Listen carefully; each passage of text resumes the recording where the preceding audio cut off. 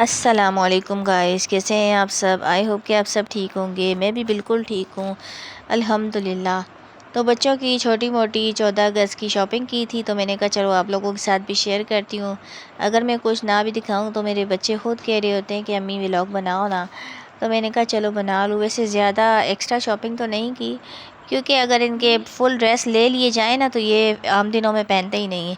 इनको शर्म आती है 14 अगस्त के कपड़े आम दिनों में पहनने पे।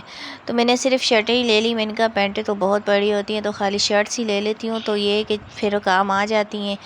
ये बारिश में इधर उधर ऐसे तो ये बिल्कुल भी नहीं पहन, इनको अजीब लगता है मेरे बच्चों को पहनना। और ये पेंटिंग कलर और ये जो फेस पे लगाने के लिए, बड़ी बेटी के कपड़े नहीं लिए तो उनका दिल बहलाने के लिए ये चीज़ें ले ली थी, क्योंकि कहीं निकलना तो होता नहीं है। तो मैंने कहा चलो ये चीज़ें ले लेती हूँ, ये बच्चों की पेंटिंग करती रहेगी और खुश भी होगी। उसके अलावा छोटी बेटी की ये पौनिया, क्लिप, चूड़ियाँ वगैरह, क्योंकि इनके स्कूल में है प्रोग्राम, तो इनकी फ़ुल शॉपिंग करनी लाजमी हो गई थी। बड़ी का तो प्रोग्राम नहीं था, छोटी बच्ची का प्रोग्राम था और इसने टेबलों पे हिस्सा भी लिया हुआ था। तो मैंने तो पैंट शर्ट ली थी, लेकिन आज टीचर ने कहा कि फ़्रॉक पहननी है, तो वाइट कलर की फ़्रॉक पड़ी हुई थी, तो मैंने कहा चलो साथ ग्रीन दुपट्टा लगा लेती हूँ, तो ये बहुत अच्छा हो जाएगा।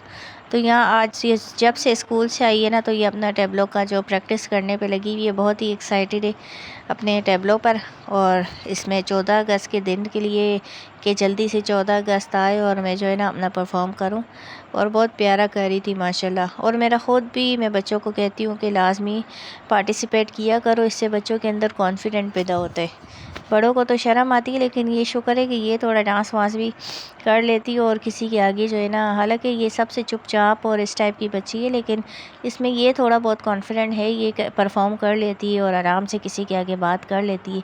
नहीं तो मेरे बड़े बच्चों को बहुत शर्म आती है।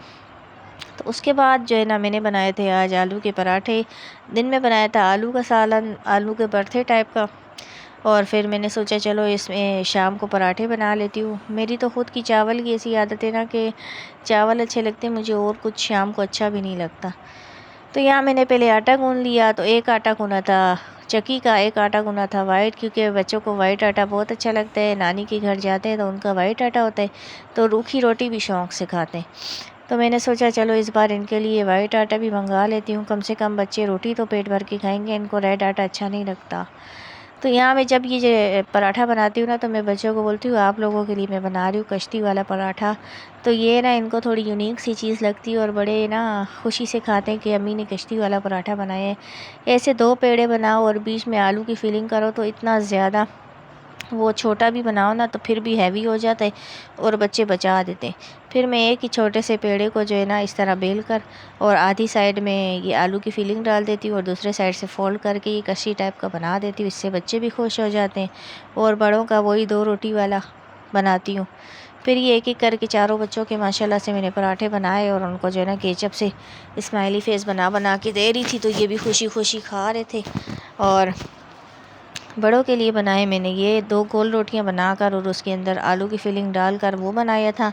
अपना तो मैं आजकल जो है ना पराठे से, ऑयली चीज़ों से अवॉइड कर रही हूँ। बस अल्लाह ताला मुझे तौर तक हिदायत दे कि मैं इतना परहेज़ करूँ।